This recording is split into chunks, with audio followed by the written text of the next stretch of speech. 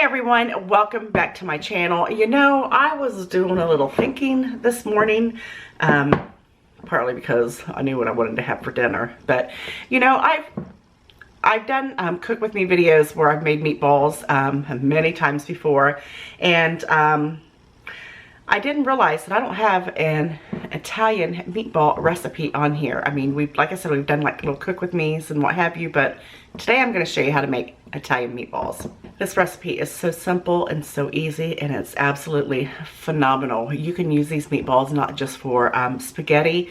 You could use them to make like a meatball sub over any of your favorite types of pasta. It's just that good. It's just that good. It's so good that I want to make a video of it. How's that? That's how you know it's good. Let's go ahead and get started. All right, in here I have, this is 1.5 pounds of ground chuck.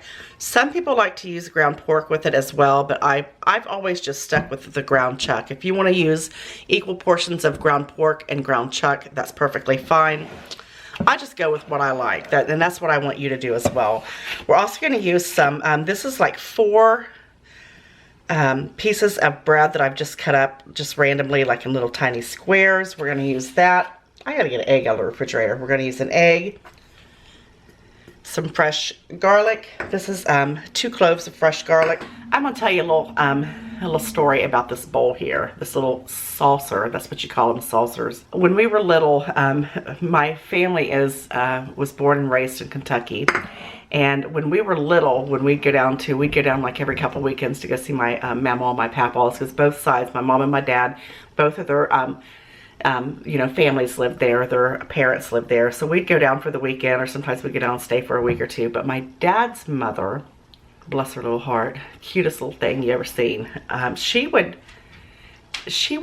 drink her coffee out of these saucers. It was so neat to watch because I was little, and you know, I always thought, what is she doing? But I just thought it was really neat to watch. She would pour her coffee into her coffee cup, and then she would pour into her saucer, and she would sip her coffee out of her saucer. I don't know why she done it, but that's the way she done it. So I just thought I'd give you a little bit of background on this little green saucer. When she passed away, this is one of the things, and I also got a milk stool that I really wanted out of her house because I just remember, you know, I just remember those memories of her. And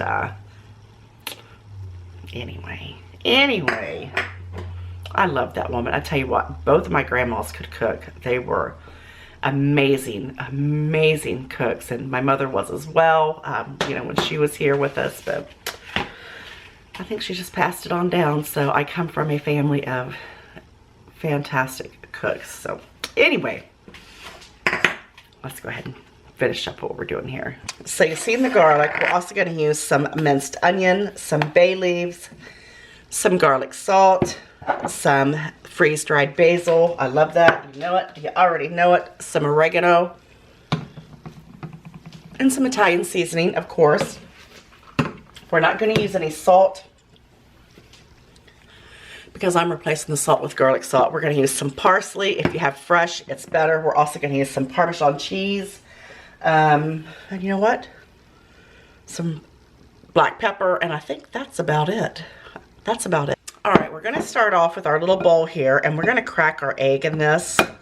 You're going to use 1 egg. Did I tell you? Did I tell you you're going to use 1 egg? You're going to use 1 egg. You're also going to use about 1/4 to 1/2 cup of milk. Not very much. That's plenty. That's probably about 1/4. Maybe even closer to 1/3, to be honest with you. Y'all know I'm not about measuring. You know I don't measure. And then what we're going to do is we're going to go ahead and beat this together.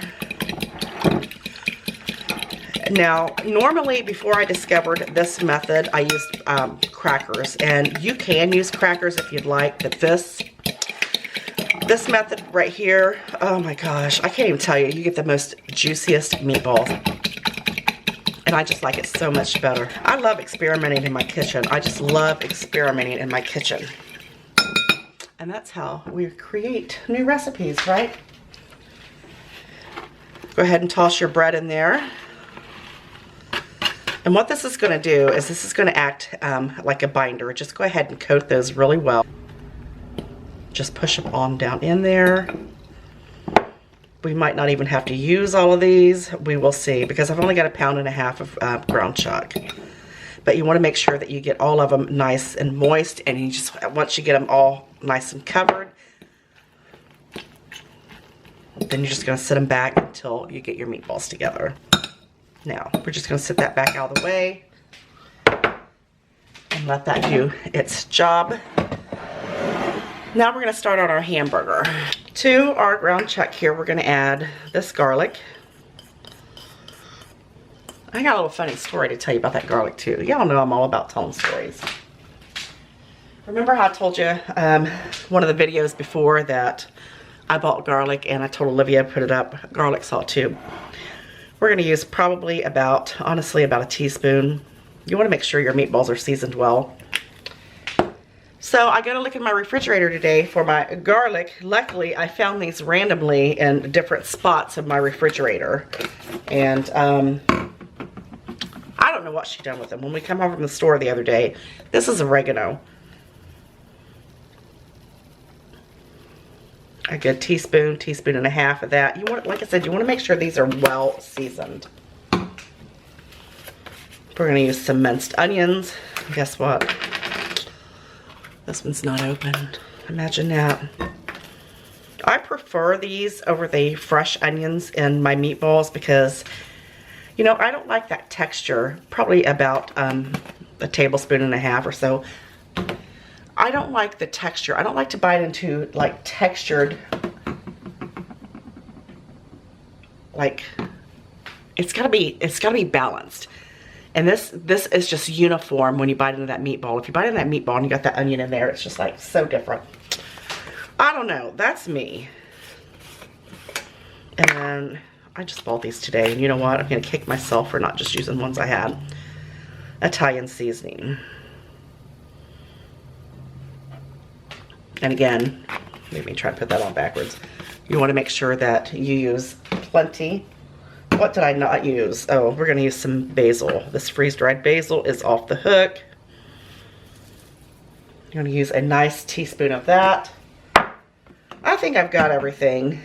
And we're going to use a little bit of parsley. If you have fresh on hand, it just makes the presentation so much better. But I don't have any fresh on hand, so I'm just using what I've got. I've got the dried. Now, we're going to go ahead and mix this together. You know what? Let's get the pepper. I like black pepper. Now, I think we're where we need to be. Look at that. Look at all that wonderful seasoning. Now, what I'm going to do is, I'm going to go ahead and mix this together because once you start incorporating, make sure your hands are clean, guys. Once you start incorporating your breadcrumb milk egg mixture in here, you don't really want to, you know, work it too much, because if you do, it's just going to make your, it's going to make your balls tough. Who wants tough balls, right? Now we're going to go ahead and add our breadcrumbs here, our milk egg bread. You know what? I'm going to use all of these. Like I said, this is going to act as the binder. You know, it's going to replace the crackers. And what it's going to do is it's just going to make these meatballs so magically moist. Everybody has milk, bread, and eggs. You know, that's a staple in your house. All right, you can do these one of two ways. You can either bake them in the oven, which is what I'm going to do, or you can pan fry them until they're done. But I don't normally cook mine all the way through because I like to put mine in a sauce and let them finish cooking that way. But we're going to preheat our oven to about 350 degrees. And we're going to roll these out to, well, the size that I like. And, you know, and then we're just going to pop them in the oven. It's that easy. And one good thing about these, if you wanted to make them the day before and roll them out, put them in a covered bowl and in your refrigerator, I'm telling you, those flavors would be so well married, just so well married, and they would be absolutely amazing. Probably even better than the day that you're making them. These smell so good already. I'm going to show you about the size that I like my meatballs. Not too big, not too little. You just take them. That's a little big for me. That's a little big for me. And just kind of roll them out in your hands. Remember how you used to do Play-Doh and that putty when you were little. That's just how you do the meatballs. And then I'm gonna place them right onto my baking sheet. Look at that, all rolled out perfectly, and they're almost about the same size. I think I got a couple Renegade big ones over here, that one and that one, but they're all uniform. Now y'all know this wouldn't be an In the Kitchen with Sandy video if something didn't happen. My camera clicked off. I had to replace the battery, so you missed out on me putting the Parmesan cheese in there. It's just the one that comes in the container, the powdery Parmesan cheese, the powdery grated, whatever you want to call it, Parmesan cheese. I put about probably about a half a cup in there, and it just adds so much flavor to the meatballs. So don't forget to do that, okay? So we're gonna pop these in the oven, 350 degrees, and we're probably gonna let these bake about 20 minutes, 25 minutes. If that, I don't want them to bake all the way through because we're gonna finish them off in the sauce. So let's go ahead and get started on making the sauce that these things are just gonna bathe all over it. I tell you what I never use, and I see a lot of people use, is tomato paste. They use tomato paste in their pasta sauce, and I don't never use tomato paste, never. There is no reason to try to thicken that stuff up because it's gonna thicken up as it cooks anyway. It's a tomato. But what we're gonna use today is I've got some crushed tomatoes. I almost had them all over the counter. And then I've got a can of tomato sauce. Now these are the bigger cans. Let me see if I can read what that is. I think it's like 28, 29 ounces. I might use a third one. We'll see, because I've got a kind of a deep dish for my meatballs here. I don't even know if this is going to be big enough, because you know what? That pound of, I'm going to throw this out there too.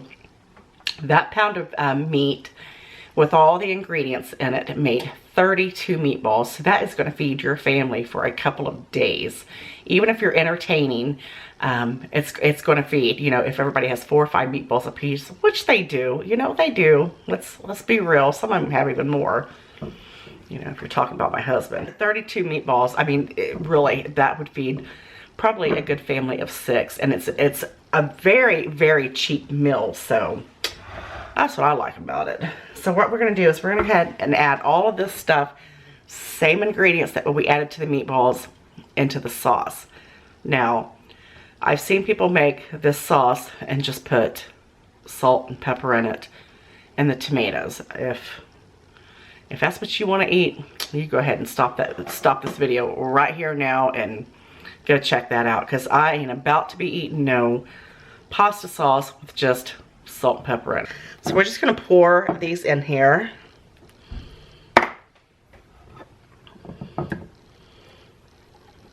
Both of them. And like I said, I hope this is big enough. I made 32 meatballs.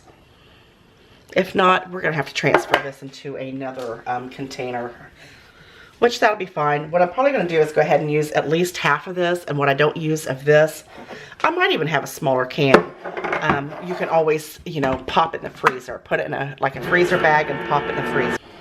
We're going to add just a little bit more. I think that'll be plenty. I think that's going to go nicely. Now, we're going to go ahead and season this up as well. You want this seasoned just like you do your meatballs. I do anyway. So we're going to use some Italian seasoning, about the same amount. Maybe a couple teaspoons of this. That's quite a bit of sauce. Quite a bit of sauce.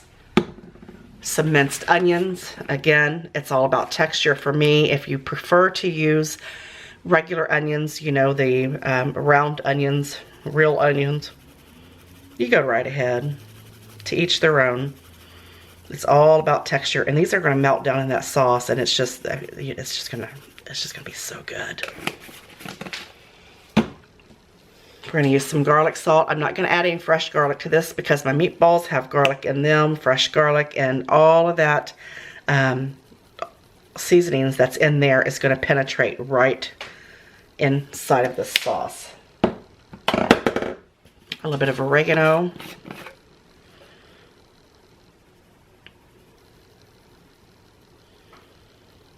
And you know, the longer this stuff cooks, the longer it sits, the better it is. What did I use? Italian. I'm going to use a little basil. And I'm telling you, like I said before, if you guys have not used this freeze-dried basil, you need to check it out. You can get this right under, on my grocery store, it's where the fresh tomatoes are. I'm going to add some cheese in here. Ooh, look at that ball. Maybe just a little bit more.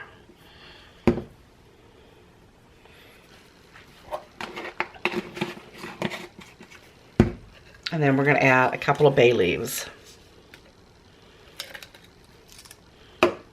Well, how about 2.5?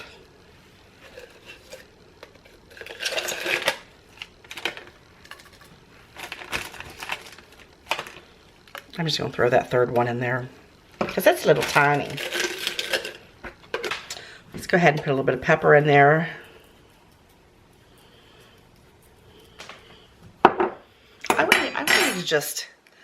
I want you to just take in how beautiful that is before we even get it stirred up. If you know something is this pretty going in, it's going to be amazing to eat. Absolutely amazing. All right, look at that. My meatballs are done. They were in the oven for about 23 minutes.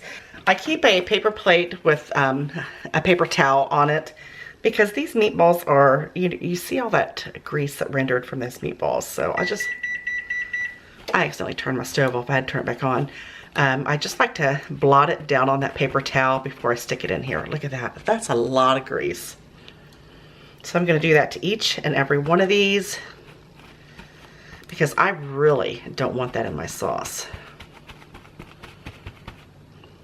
Plop it right in. All right, I've got them all in, so now let's go ahead and start dunking them down in there. This is a very gentle process. You want to make sure that you're not, you know, breaking your meatballs up. Always been a personal preference of mine to cover my meatballs. If I had a lid for this container, I would just put a lid over it. But I do not. I don't know if I told you, but this was one of my mama's casserole dishes, and I just find myself using her stuff all the time. I like to put foil over it. To me, it just makes them better. That might not make sense, but I just think it does. Now I'm going to pop these in the oven, 350 degrees, and I'm going to let these cook for probably a good hour, maybe a little bit over than that. You know, they say a picture says 1,000 words, probably even more. Look at these. Aren't those beautiful? Beautiful. And there is enough sauce in there to, you know, whatever you plan on using it for. I can't wait to dig in.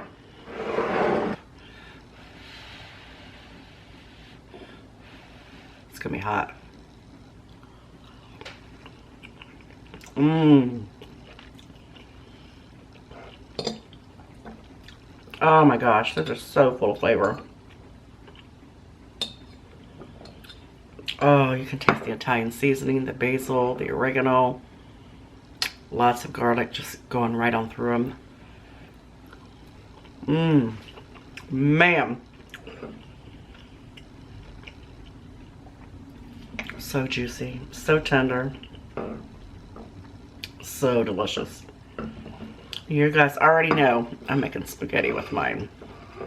And then if there's leftovers, which I'm sure there will be, then maybe tomorrow we'll do some meatball subs or something. You know I love you guys so very much. You know I do. I'll see you on the next one. Bye.